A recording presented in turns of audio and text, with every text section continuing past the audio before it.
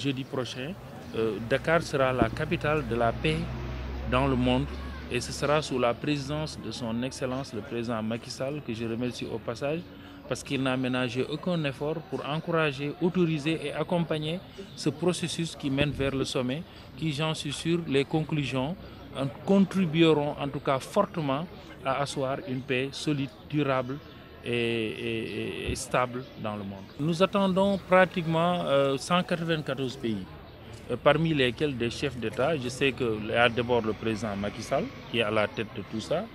Il y a le président Faure Eyadema du Togo qui a confirmé qu'il va venir. Il y a le président Zuma qui a donné son accord de principe. Le président de Centrafrique. Il y en a beaucoup qui ont émis leur désir de venir pour assister à ce sommet.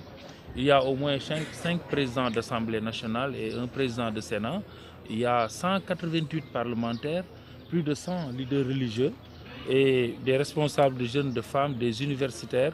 On ne peut pas les citer tous ici, mais en tout cas à partir de mardi, après-demain, les hautes personnalités commenceront à venir parce que déjà au Sénégal, on a déjà reçu plus de 300 personnes qui sont venues de différents pays du monde, des volontaires de la FPU, des jeunes qui sont plus de 200, des grands, des adultes et tout qui sont déjà là et qui sont en train de bouger chacun de son côté pour faire le travail qu'on attend de lui en perspective de ce sommet.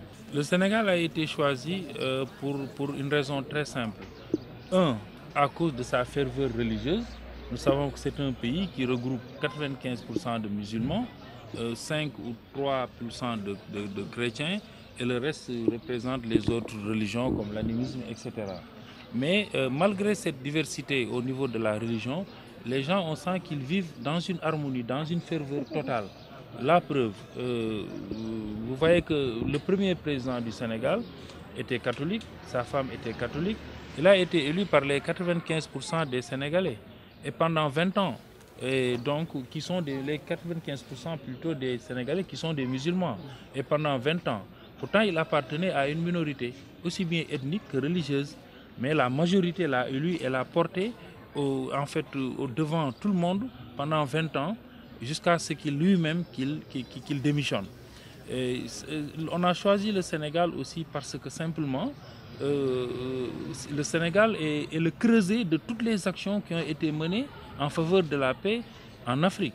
On a choisi aussi le Sénégal à cause du leadership de son président de la République, de tous les présidents d'ailleurs qui se sont succédés, mais surtout de celui qui est là. Parce que vous savez que le président Macky Sall, dès son accession à la magistrature suprême, tu vois,